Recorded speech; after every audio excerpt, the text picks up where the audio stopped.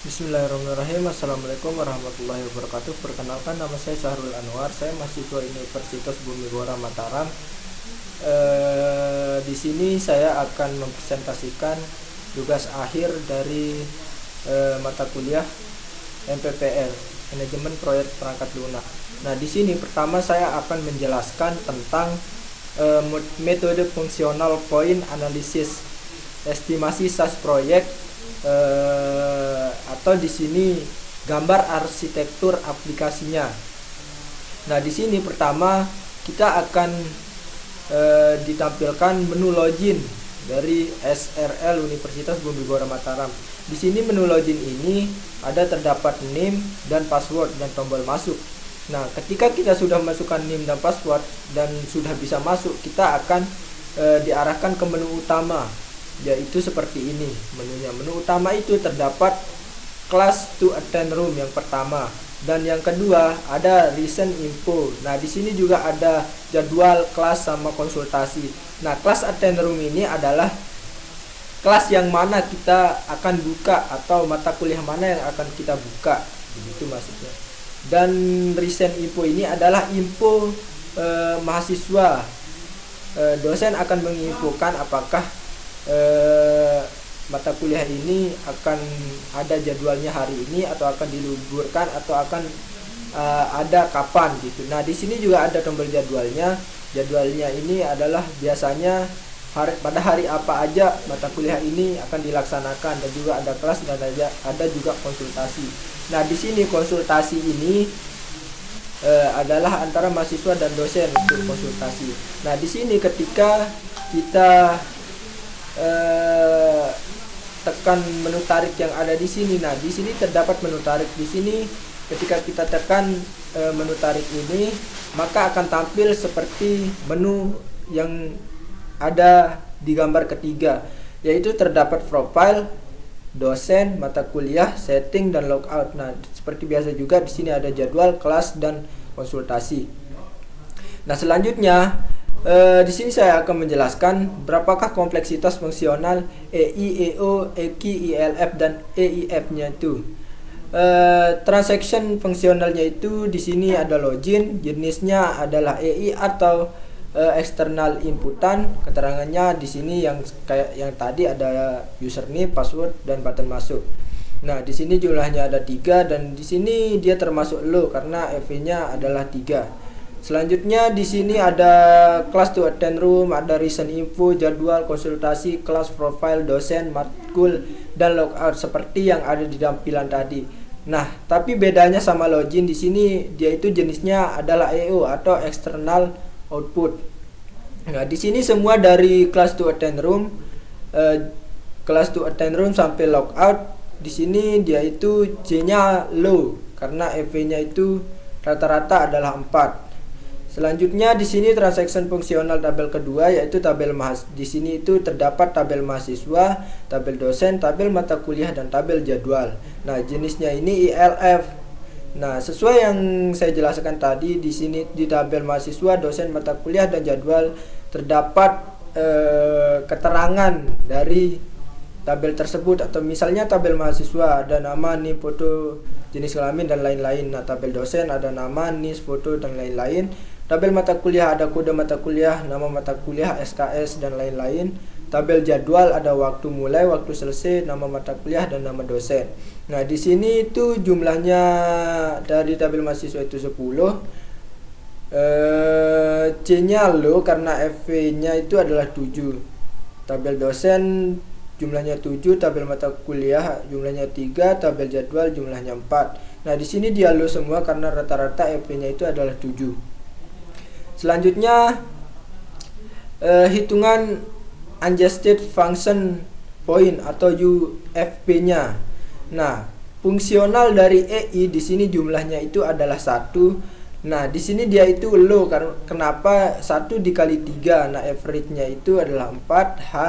Height-nya itu adalah x6 atau kali 6, dan UFP-nya itu adalah 3.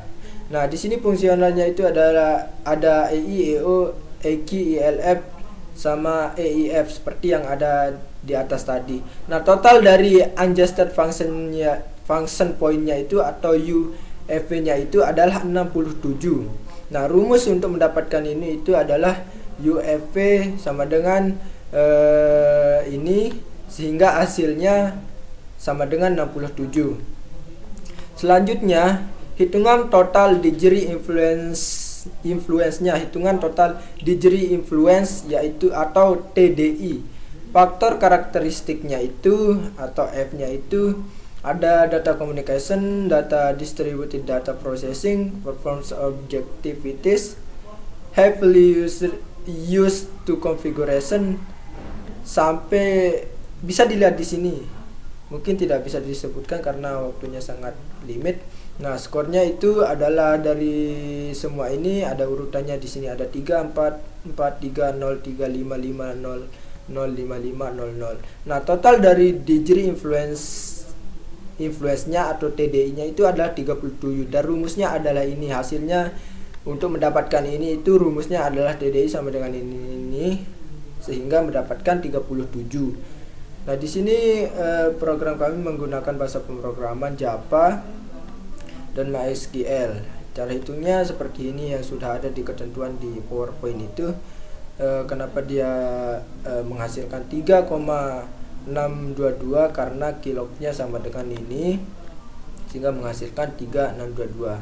MySQL juga seperti ini yang bisa dilihat kilognya sehingga hasilnya 1,4356. Nah, bahasa pemrograman Java KSM indeksnya atau AVG-nya adalah 53, AFP-nya itu 68,38, kilognya 3,62220, MySQL-nya AVG-nya itu adalah 21, sehingga totalnya atau hasilnya dari kilognya 5,0579 dan lognya adalah 5057,9. Jadi estimasi size project sebesar 5,05 kilog atau 5057 log. Artinya sistem ini membutuhkan kurang lebih 5057 baris kode program. Estimasi effort project analisis koefisiensi atau EAF-nya.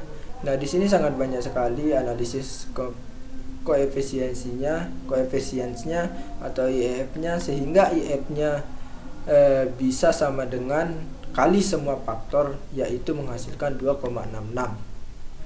Analisis jenis proyek yang kami pilih di sini adalah organic project. Alasan menggunakan jenis proyek organic project karena proyek yang kami kerjakan masih dalam ruang lingkup skala kecil dan kebutuhan tidak terlalu banyak dan rumit, sehingga jenis proyek yang cocok untuk proyek ini adalah dengan menggunakan jenis proyek organik, dikarenakan lebih cocok untuk proyek kecil yang tidak terlalu rumit atau kompleks dibandingkan jenis proyek lainnya. Nah, di sini ada terdapat hitungan effort, time, dan people kategoris organic projectnya. Nah, bisa dilihat seperti ini. Jadi kesimpulannya adalah seperti tabel di bawah ini. Kilognya adalah 5,05 project. Ini adalah jenis project organik. Effortnya atau PM-nya adalah 46,61. EAF-nya adalah 2,66. Time-nya atau waktunya itu kira-kira membutuhkan 10,76 bulan. Maksudnya persennya atau orangnya itu bisa akses atau bisa kerjakan 4,33. Dan selanjutnya di sini saya akan menjelaskan tentang dokumen perencanaan proyek. Tujuan dari proyek ini adalah mempermudah mahasiswa dan dosen dalam melakukan perkuliahan secara online, mempermudah mahasiswa dalam melakukan sesi tanya jawab kepada dosen, bla bla bla dan lain-lain. Di sini waktu untuk menjelaskan atau presentasinya sangat limit karena maksimal 10 menit. Ruang lingkupnya seperti ini, sasarannya, terus daftar definisi, ada struktur organisasinya, yaitu bagian struktur organisasinya itu seperti ini, ada project manager, analisis sistem, programmer, database, engineer, quality insurance, dan UX designernya seperti yang pertemuan sebelum UTS pun sudah kita dapatkan seperti ini, contoh struktur organisasi proyeknya seperti ini. Peran dan tanggung jawab nih, di sini ada peran, ada nama, ada tanggung jawab, ada manajer proyek, sistem analisis dan lain-lain. Ya, estimasi proyek, rencana estimasi proyeknya itu estimasi total waktu adalah 10,76 bulan. Proyek ini dimulai pada hari Rabu tanggal 1 Juli 2020 dan berakhir pada hari Selasa tanggal 1 Desember 2020. Itu estimasi aja sih. Rencana estimasi jumlah pekerja, estimasi total pekerja itu 4,33. Seperti itu. Di sini ada beberapa penjelasan seperti rencana jadwal proyek. Mungkin itu saja yang bisa saya jelaskan dari proyek ini karena waktunya sangat limit. Terima kasih, sekian, nama saya Sarul Anwar. Assalamualaikum warahmatullahi wabarakatuh.